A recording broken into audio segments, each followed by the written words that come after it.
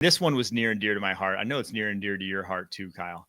The NFL has banned smelling salts, ammonia inhalants from the sidelines, a staple of every sideline. It used to be like that's what you get a concussion, they put that in front of you, you're going back out there. Obviously, it's not used for that anymore. We have protocols around that, but also it just gets you hyped up. If you've never done smelling salts before, I'd recommend at least trying it once. Maybe it's not safe. Maybe I shouldn't be saying that if the NFL banning them, but I would recommend just like taking a hit because it is a different type of charge than you get. And that's why you see a lot of guys in the NFL using them, but now banned. If you have trouble doing the Ric Flair woo, you can hit one of those smelling salts. It's the easiest way to get the Ric Flair impression going. I'll say this.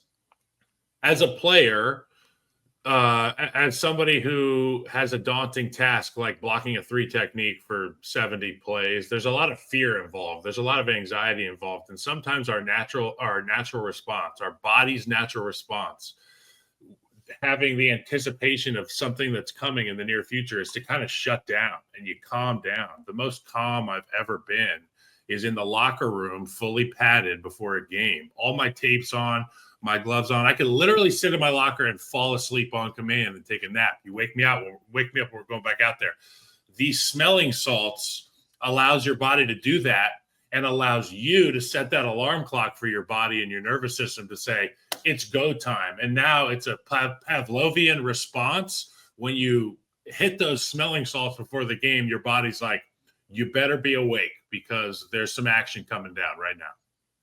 I always thought of smelling salts as Bluetooth. I try to use as little Bluetooth as possible because while I can't explain the science or prove it, I just know it's not doing good things to my body. And something hit me maybe my junior year in college where, I would always do a smelling salt before running down and kickoff. And it just clicked. I thought, I can't prove it scientifically, but this can't be good for me. So that's the category I've always put it in. Guys swear by it. George Kittle's one of them. He's going to have to adjust, but he's probably better for it in the long term. So you're telling me, Brock, that you had the conversation with yourself somewhere in college and you said that the smelling salts are more detrimental to my health than sprinting down the field into a wedge of human beings. This is why football players can't be in politics. We can't be in leadership positions because we will just say anything. Brock, my brain wasn't fully formed. All right. I was 19 years old. I was 17 when I got to college. All right. Cut me some slack. But yeah, it's one of those things you can't give up all the bad habits, right? You gotta have everything unhealthy. Life wouldn't be fun then. No, there is something. I mean, it's like an immediate. It's like a fight or flight reaction across your entire body, right? There's something that is definitely unnatural to the feeling you get from a smelling salt, and maybe this is healthier in the long run. But I do think we're not going to see as many big hits. I think this is responsible. Maybe less, maybe fewer injuries on special teams though because of this. All right, the other big news here that came down the pike yesterday: Jordan Addison, wide receiver, Minnesota Vikings, suspended. First 3 games, violating the substance abuse policy. First 3 games for the Minnesota Vikings this year, that would be the Chicago Bears in Chicago and then the Falcons and Bengals in Minnesota. Not an easy start to the season. Obviously, could have used Jordan Addison for the start of the J.J. McCarthy era because they're backup wide receivers now. They're 3, 4, 5 that are now going to be their 2, 3, 4. Jalen Naylor, Ty Felton, Rondale Moore across from, obviously, Justin Jefferson. The irony is here that because Addison was doing 140 miles an hour in a 55-mile-an-hour zone, this offense can't start at 150 miles an hour because we know that Justin Jefferson is going to be the guy that all eyes are on for these defenses. And when you're a guy like J.J. McCarthy stepping into this offense, we've seen what Addison can do as a Robin to Jefferson's Batman. Without that, what does this offense look like? Who are they going to lean on? Obviously, there's a handful of names there, but Addison is the second name we've really leaned on in this offense. I'm interested to see how this entire offense responds here without him in it. It's such a hit to JJ. His first NFL experience and his number 2 is not going to be there. And if you're a defense, although many have tried to double Justin Jefferson, many have failed, but there are two defenses on there in Chicago and Atlanta that are capable of removing him from the game. And now JJ has to figure it out, which is basically his redshirt season, how to find guys who are not as capable as JJ or JA. From a Bengals game standpoint, the whole excitement for me was obviously this is Jamar Chase versus Justin Jefferson. Even if they want to downplay it, that's what it was. Who can leave here with more yards? And now there's a little asterisk next to that. But on a serious note, Jordan Addison needs to get it together. He has such a bright career ahead of him that he does not seem to be taking as seriously as Minnesota hopes he would. So I hope this is the final wake-up call for him and his promising career. Yeah, I hope he's seeing some of these wide receiver contracts, right? I mean, the amount of money at stake nowadays, if you are a top flight wide receiver, is bonkers. So, yeah, for Jordan Addison and the Minnesota Vikings, this obviously was somewhat of a long time coming. We knew something would happen here. Not a Derwin James gets driven around. Didn't you hear him on who was it? Derwin James was on Micah Parsons' podcast, and he was like, "Yeah, I just don't drive. I have a driver." And I'm looking at the history of Addison's driving record here, and I said he was doing 140 and a 55. That's just one of the things in the past handful of years. Obviously, you said it's a history, Brock, but I mean, DUI, reckless speeding, people can really get hurt. We've seen players of a lesser caliber that are never going to play in the National Football League again because of decisions they made.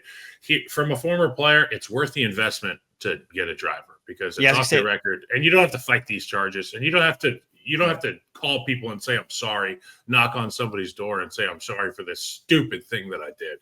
I mean, even if you have like a high-end driving service, it can't be more than it's cheaper than his Lamborghini. Yeah, exactly. Cheaper than a 3-game suspension too. Like it can't be more than like $20,000 to $30,000 a year. And it's like that. And these teams weigh that into consideration for the big check you're going to get, the big Happy Gilmore check you're going to get when you're up for contract discussion. Exactly. All right. Last bit of news. Eagles. Howie Roseman at it again, acquiring now cornerback Jacorian Bennett from the Las Vegas Raiders for defensive tackle Thomas Booker, a player-for-player trade. No picks involved here, a rarity in today's NFL. This one's interesting because obviously Jacorian Bennett, if you know anything about Pete Carroll, his defense, what he likes at corner, it's objectively not Jacorian Bennett. He likes size. He likes wingspan. Jacorian Bennett, 5'10". He's a speed guy, 4'3" guy coming out of Maryland.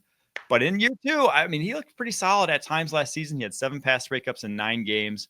He was pick 105 in that 2023 NFL draft. Thomas Booker was pick 150, but he was a backup, only 179 snaps last season. So, we talk about what makes Howie Roseman so special. Why does he considered the best GM in the NFL by many? Obviously, he's the reigning Super Bowl champion. It's because he is always kicking the tires to find value where value is available. And this, to me, feels like value for the Philadelphia Eagles. Brock, what do you think about this one? Yeah, it's the right call. And it kind of answers a question that we brought up when we were breaking down secondaries. And Mike, you brought it up as well, as Vic Fangio was kind of moving some pieces around. Cooper DeJean may need to play at safety, but then who's going to be at corner? The unspoken thing was one of the best D-line in the league, one of the best linebacker rooms in the league. Should we be concerned about the secondary? This answers that question. They were a little concerned, but that question is now answered. Jacorian Bennett is going to fit right in. At the highest, he will be facing the opponent's 3rd best wide receiver, sometimes the 4th best wide receiver. He is going to ball out. Howie Roseman did it again. Yeah, and I think it's important that whoever you're bringing into the fold, there's a plan for bringing these people up to speed on what your culture is, what your defense is. And there's no better coordinator, in my opinion, at having a culture and having guys bought in. And I think that Jacorian Bennett can step in and immediately be a contributor. And to your point, he's not going to be asked to be this tier 1 guy for your defense. He's going to be asked to be worth his salt. And that can be accomplished in Vic's defense. Yeah, and I also think he's not going to be asked to play press coverage the way he probably would have had to in Las Vegas. And that's, when you're 5'10", that's what you worry about at the cornerback position, is how do you hold up and press man against bigger wide receivers? Well, Vic Fangio's scheme, you're playing off, vast majority of the time there. So I think it's good scheme fit. And truly, he could beat out Keely Ringo, Adoree Jackson for that other cornerback spot. Would not surprise me whatsoever, even though it's a little late in camp to be adding him to the fold.